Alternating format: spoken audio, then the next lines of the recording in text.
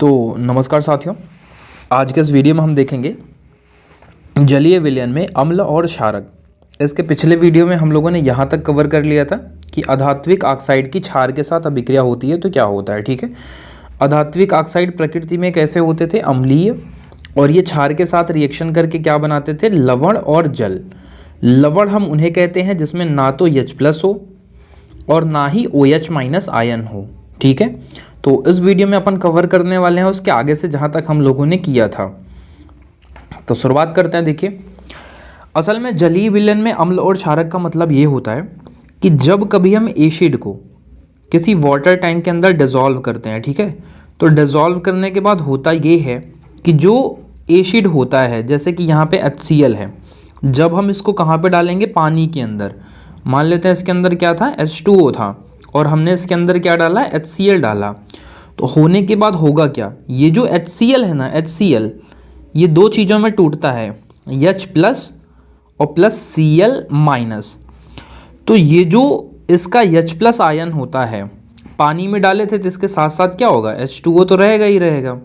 तो ये जो H+ आयन है ना, ये किसके साथ कनेक्ट हो जाता है, जाके ये H+ आयन के साथ जुड़ जाता है, और जुड़ने के बाद क्या बनाता है, बिल्कुल इस तरीके से जुड़ करके क्या बनाता है, H3O+। तो ये जो H3O+ है, इसी को हम लोग बोलते हैं हाइड्रोनियम आयन। तो इस तरीके से जितने भी एसिड होते हैं वो जल में घुलने के बाद क्या बनाते हैं, या तो H+ आयन के फॉर्म में रहेंगे या तो H3O+ आयन के रूप में रहेंगे। अगर हम बात करें क्षारकों की, तो जो क्षारक होंगे वो OH- आयन देते हैं। जैसे यहाँ देखिए, NaOH को जब हमने H2O में डुबाया, H2O का मतलब होता है पानी के साथ रिएक्शन करवाया, तो Na+ बना और OH- आयन बना। और जब OH- आयन बनता है तो हम बोलते हैं कि ये क्या है, क्षार है। ठीक है, अब थोड़े से इनके की पॉइंट देख लेते हैं कि क्षार क्या है, कैसे है, कैसे किसको मिक्स किया जाए। देखिए, सभी क्षारक जल में घुलनशील नहीं होते, मतलब जितने भी क्षारक होते हैं वो सबके सब पानी में नहीं घुलते। जो क्षारक जल में घुलते हैं उन्हीं को हम क्या बोलते हैं, क्षार बोलते हैं। अर्थात जितने भी क्षार होते हैं वो सब क्या होते हैं, क्षारक, परंतु सभी क्षारक क्षार नहीं होते। इसे हम ऐसे समझ सकते हैं कि अगर हम एक बड़ा सा डब्बा बनाएं और इसको हम मान के चलें ये क्या है, क्षारक का है, और उसके ऊपर एक बड़ा सा डब्बा बना दें, वो क्या है, क्षार। तो आप अगर ध्यान से देखोगे तो क्षार के अंदर सारे के सारे क्षारक आते हैं, लेकिन क्षारक के अंदर सभी के सभी क्षार नहीं आते। इसलिए हम ऐसा कह सकते हैं कि सभी क्षार क्षारक होते हैं, परंतु सभी क्षारक क्षार नहीं होते हैं। ठीक है, ठीक है भाई। और फिर आगे आता है कि अगर हम जल में अम्ल मिलाएं या अम्ल में जल मिलाएं, अर्थात एसिड को पानी में मिलाएं या पानी को एसिड में मिक्स करें। ठीक है, तो आप बोलोगे सर चाहे जल में अम्ल मिलाइए या फिर अम्ल में जल मिलाइए, बात तो एक ही है। बिल्कुल बात एक ही है, लेकिन ये तरीके थोड़े गलत तरीके से हैं। देखो, एक तो तरीका ये होगा कि हम अम्ल के अंदर क्या करें, जल को मिक्स करें। दूसरा तरीका होगा कि हम डब्बे के अंदर जल रख लें और उसमें अम्ल गिराएं। तो कौन सा तरीका सही होगा, तो ये तरीका होगा गलत और ये तरीका होगा सही। तो आप बोलोगे क्यों सर, ऐसा क्यों? ऐसा इसलिए क्योंकि अगर आप ऐसा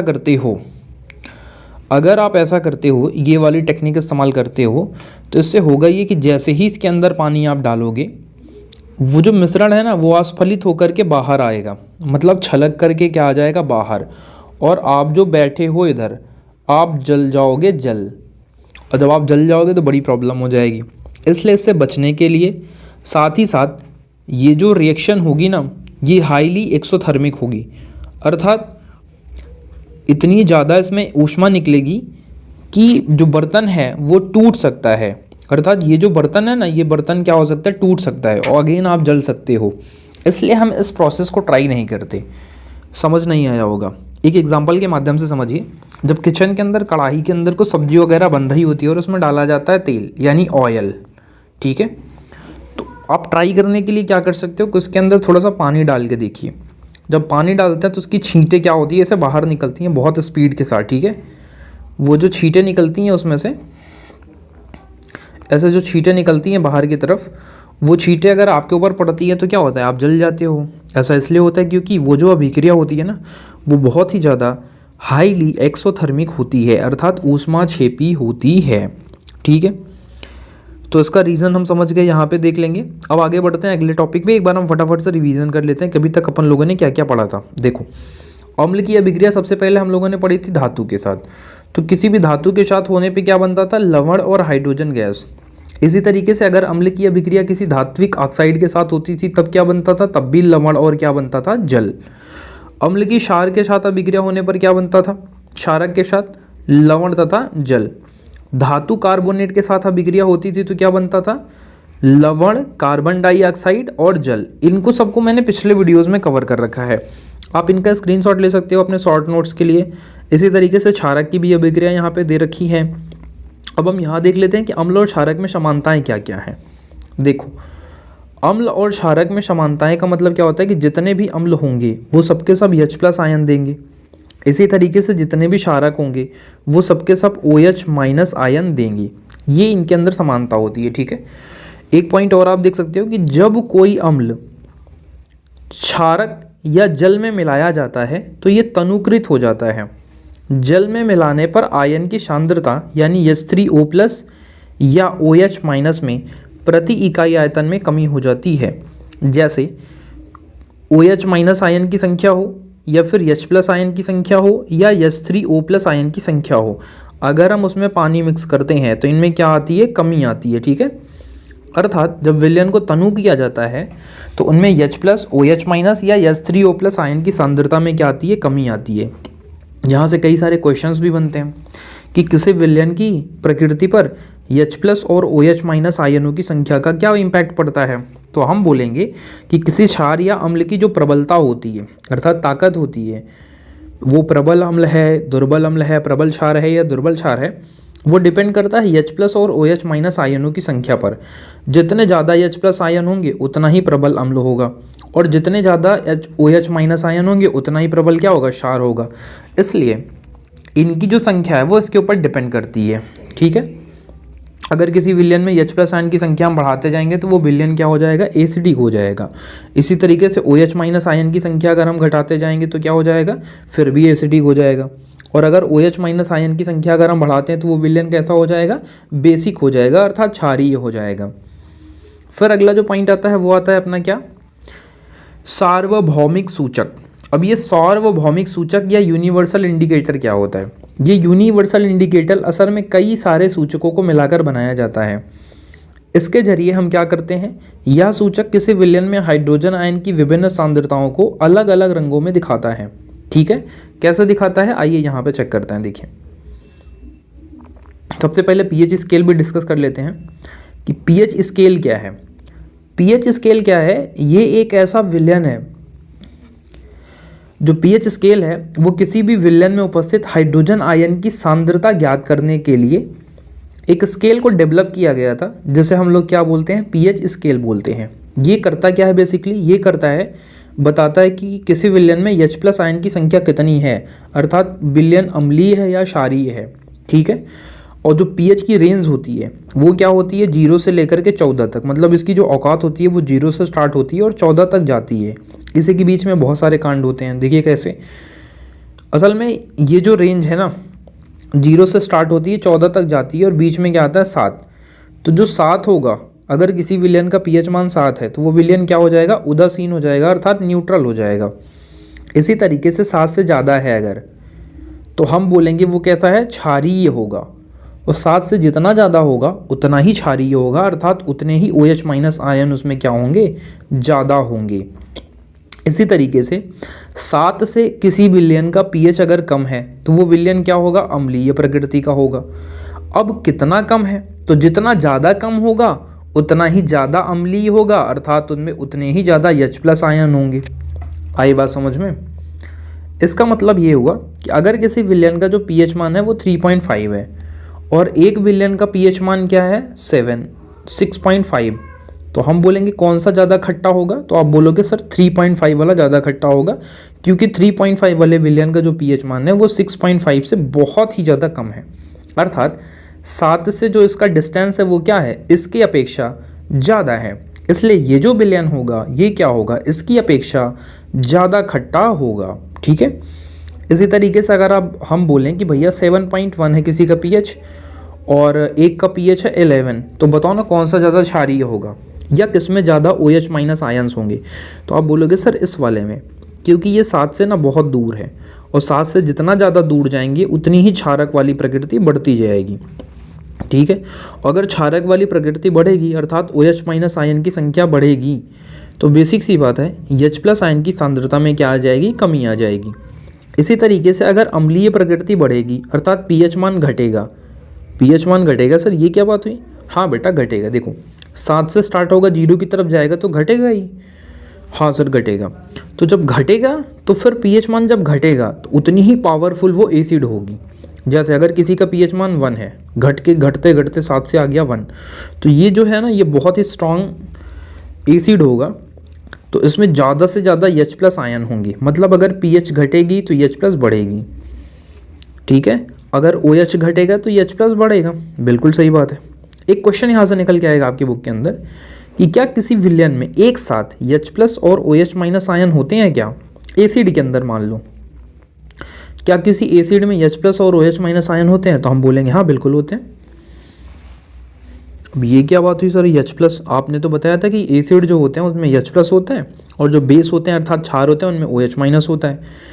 तो ऐसा कैसे बोल रहे हैं कि आप एसिड यानी अम्ल के अंदर H प्लस और OH माइनस दोनों होते हैं? देखिए ऐसा इसलिए होता है, कोई भी विलयन अम्लीय है या क्षारीय है वो डिपेंड करता है H प्लस है उसमें कि OH माइनस है। अगर H प्लस है तो अम्लीय है, OH माइनस है तो क्षारीय है। असल में किसी एसिड के अंदर ये दोनों होते हैं, पर एसिड वाला इसलिए एसिड कहा जाता है क्योंकि उनमें जो H प्लस की संख्या होती है वो OH माइनस के कंपेयर में बहुत ज़्यादा होती है। अब ज़्यादा होने की वजह से इसकी जो औकात होती है वो ना के बराबर हो जाती है और इसकी इज्जत मार्केट में बढ़ जाती है, इसलिए वो क्या कहलाता है, acid. Same to same basic का भी कर सकते हो कि जो क्षार होते हैं उन क्षार में ना H प्लस आयन भी होता है और उनके अंदर OH माइनस आयन्स भी होते हैं। ठीक है, इन दोनों आयन्स के होने की वजह से पर क्षार के अंदर क्या होता है कि OH माइनस आयन के जो नंबर होते हैं वो H प्लस की अपेक्षा अधिक होते हैं, इसलिए जो विलयन होगा वो क्षारीय होगा। कैसा होगा, क्षारीय या बेसिक। ठीक है, बेसिक इन नेचर। चलो आगे बढ़ते हैं।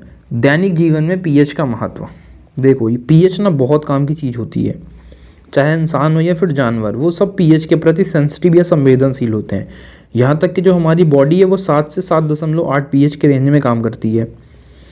और अगर आप देखो बारिश के जल का pH मान ना कभी कभी जब 5.6 से कम हो जाता है तो वह अम्लीय वर्षा कहलाती है। कम क्यों हो जाता है सर? ऐसा इसलिए होता है क्योंकि जब ऊपर से बारिश आती है तो वायुमंडल के अंदर उपस्थित जितनी अशुद्धियाँ होती हैं वो सारी की सारी अशुद्धियाँ ना, उनमें सल्फर के ऑक्साइड होते हैं, उनमें नाइट्रोजन के ऑक्साइड होते हैं, ये सारे के सारे ऑक्साइड अम्लीय प्रकृति के होते हैं। अब ये अम्ल वाले कहाँ मिल जाते हैं? इस बारिश में। जब बारिश में मिल जाएंगे तो क्या करेंगे ये भाई, तो जब खुद ये अम्लीय हैं बारिश में मिलेंगे तो बारिश को भी क्या बना देंगे, एसिडिक बना देंगे। और एसिडिक बनाएंगे ये तो ठीक है, पर उसकी pH को घटाते घटाते अगर 5.6 से कम कर दिए तो उस बारिश को हम बोलेंगे अम्लीय वर्षा, जो कि इंसानों के लिए, जानवरों के लिए, इमारतों के लिए बहुत ही खतरनाक होती है। ठीक है, इसकी वजह से ताजमहल पे बहुत बुरा इम्पैक्ट पड़ा था, इसलिए आगरा की गवर्नमेंट ने ना ताजमहल के आसपास जितनी भी ऑयल रिफाइनरीज, फैक्ट्रीज वगैरह थी उन सभी के ऊपर बैन लगा दिया कि भैया आप लोग अब यहाँ नहीं बना सकते, क्योंकि ताजमहल एक सांस्कृतिक धरोहर है, वैश्विक धरोहर है, उसे इस तरीके से बर्बाद नहीं किया जा सकता अम्लीय वर्षा करवा के। तो आप बोलोगे सर ऑयल रिफाइनरीज को बैन काहे कर दिए? बैन इसलिए कर दिया क्योंकि वहाँ से निकलने वाले जो एसिड्स होते थे ना, उनका जो नेचर होता था वो एसिडिक होता था।